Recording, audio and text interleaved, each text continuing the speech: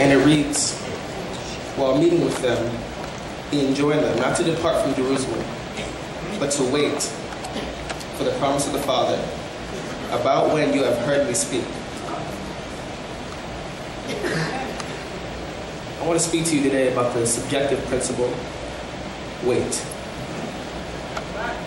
Now, the online definition of the word wait is to remain inactive or in a state of repose, or until something happens. Now, a lot of people, when they ask for something from God, they expect it on their time. And that has a lot to do with the world we live in today, where everything is so fast, and it's only getting faster. Now, I'm not trying to say that that's bad. You can be technology savvy, and you can run with the world as it's going fast, but when it comes to God, you have to know that He's going to give you what He wants on His time, not your time.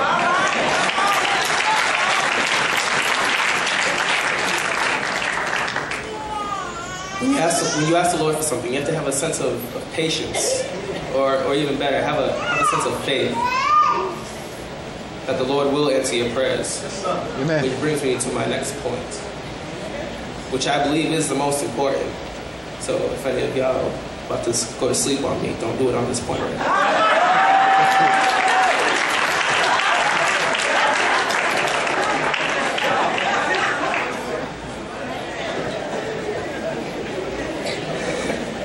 Let me take you to Acts 1, verse 6. When they had gathered together, they asked him, Lord, are you at this time going to restore the kingdom to Israel? He answered them, it is not for you to know the times or the seasons where my kingdom shall be established. But you will receive power when the Holy Spirit comes upon you, and you will be my witnesses in Jerusalem, throughout Judea and Samaria, and to the ends of the earth. Now, I just told you that if God does not give you what you want, or always answer your prayers when you want it to happen, that you should not fret, because He will answer your prayers. The second thing I'm about to tell you is something that a lot of you do not want to hear. But sometimes the things that you don't want to hear is things that you need to hear.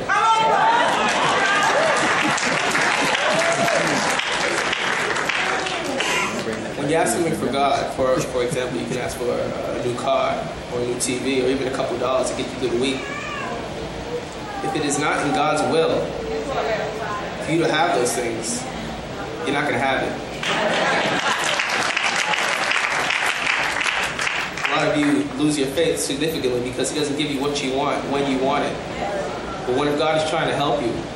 What if you don't get that new car, but later in your life, He blesses you with something 10 times better? A perfect example of this is what the disciples went through. They wanted Jesus to stay with them so badly on that Ascension Thursday. They prayed and they prayed, and they still didn't get what they wanted. They still didn't have Jesus with them. But 50 days later, they waited in a room. Jesus told them to wait in a room, and they received one of the most enormous gifts that anybody will ever receive in their lifetime. They received the Holy Spirit. Yeah. They received the ability to speak in different languages. The ability to speak as boldly as Jesus spoke.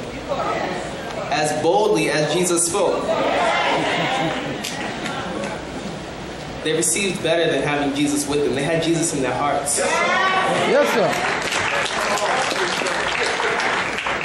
If it is not in God's will for you to have that car, then you won't get it. He may not give you that TV. He may not give you those couple dollars. But if you have patience, and you have faith, that's the most important thing. You have faith, then you will see later in life what He has in store for you.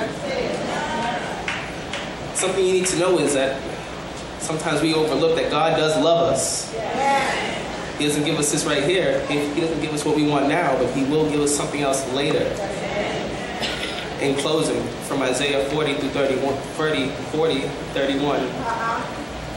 they that wait upon the Lord shall renew their strength.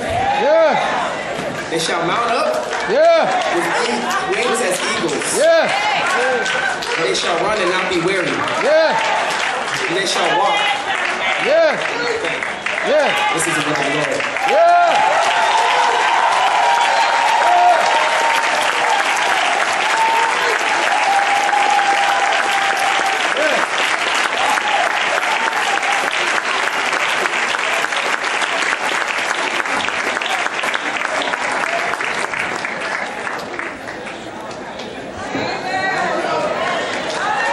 Wait on the Lord.